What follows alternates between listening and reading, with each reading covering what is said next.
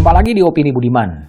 Panggung politik bergerak begitu cepat setelah isu soal wacana deklarasi Jokowi 3 periode oleh Asosiasi Pemerintahan Desa.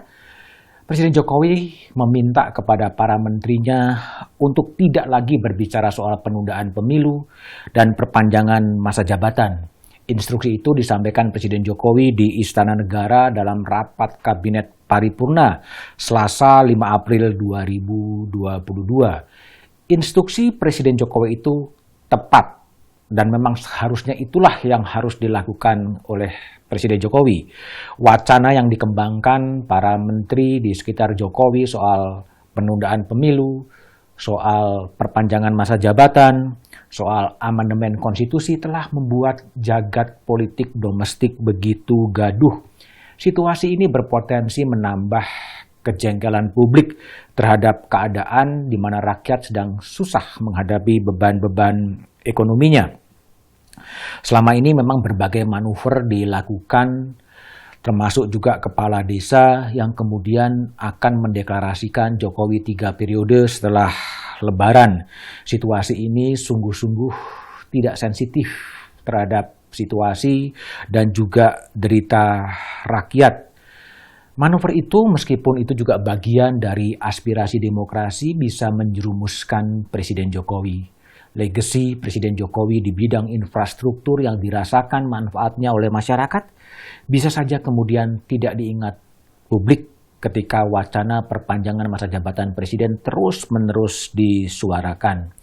Dengan penegasan dari Presiden Jokowi agar para menteri tidak lagi berbicara soal penundaan pemilu, soal perpanjangan masa jabatan, soal 3 periode, merujuk pada survei teranyar dari Indikator Politik Indonesia, sudah dapat gambaran kira-kira siapa kandidat yang paling kuat untuk menjadi pemimpin bangsa di 2024-2029. Dan 3 nama itu belum pernah berubah dalam berbagai survei, yaitu Menteri Pertahanan Prabowo Subianto, Gubernur Jawa Tengah Ganjar Pranowo, Gubernur DKI Jakarta Anies Baswedan.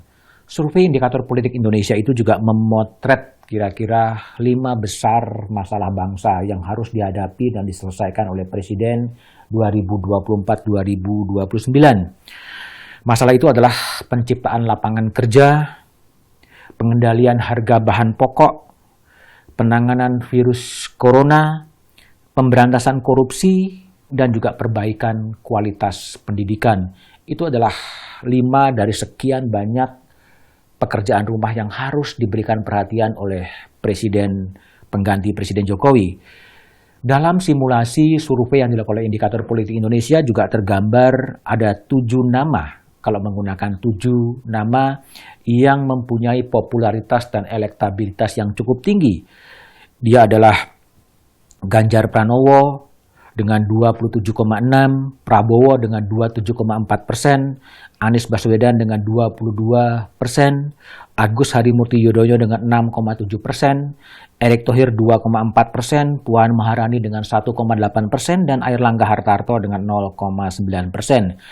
11,1% menjawab tidak tahu atau tidak menjawab.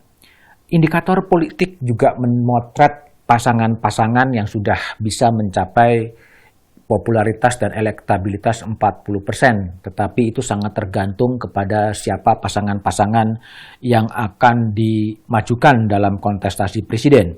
Ada Prabowo Subianto Erick Thohir, ada Ganjar Pranowo Erick Thohir, ada Anies Baswedan Erick Thohir, ada juga Prabowo Puan Maharani, dan ada juga pasangan lain yang patut dijadikan perhitungan yaitu Ganjar Pranowo Anies Baswedan. Sedang untuk simulasi dua pasangan indikator politik juga kemudian memunculkan pasangan Prabowo Subianto Ganjar Pranowo. Jika pasangan ini kemudian dilawankan dengan Anies Baswedan dan Erick Thohir, pasangan Prabowo Ganjar unggul mencapai angka 51%. Tapi semuanya tergantung kepada bagaimana kompromi yang dilakukan oleh partai-partai politik, karena partai-partai politik inilah yang kemudian bisa mencalonkan presiden. Manuver perpanjangan masa jabatan presiden yang terjadi belakangan ini dibaca oleh Indonesianis dari Ohio State University, William Bledel dalam artikelnya di Kompas. Ilmuwan Bledel ini menjadi rujukan politik dari ilmuwan-ilmuwan politik di Indonesia.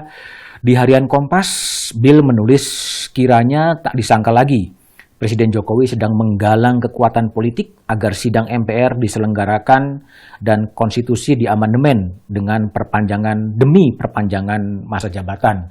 Manuver itu berbahaya bagi demokrasi.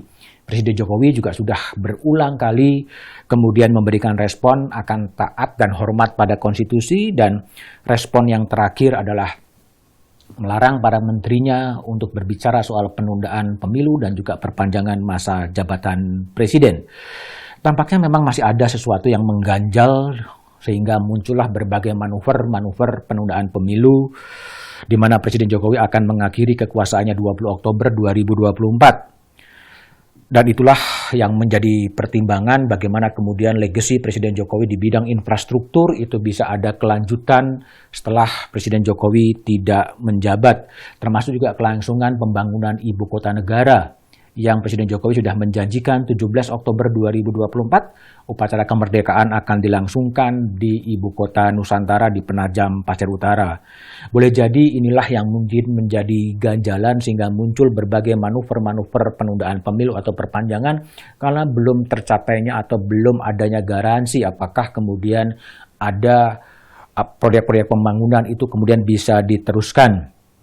Kontestasi pemilu presiden 14 Februari 2024 boleh jadi akan dipengaruhi oleh kesinambungan dari program-program pembangunan Presiden Jokowi.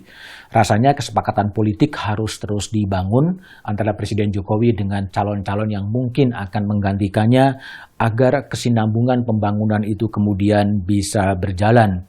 Gagasan Presiden 3 periode atau gagasan penundaan pemilu itu seakan-akan akan membuyarkan kans dari Prabowo Subianto, kans dari Ganjar Pranowo, Anies Baswedan, Puan Maharani, Erlangga Hartarto, Erick Thohir, dan kandidat lain untuk berpeluang untuk memimpin bangsa ini.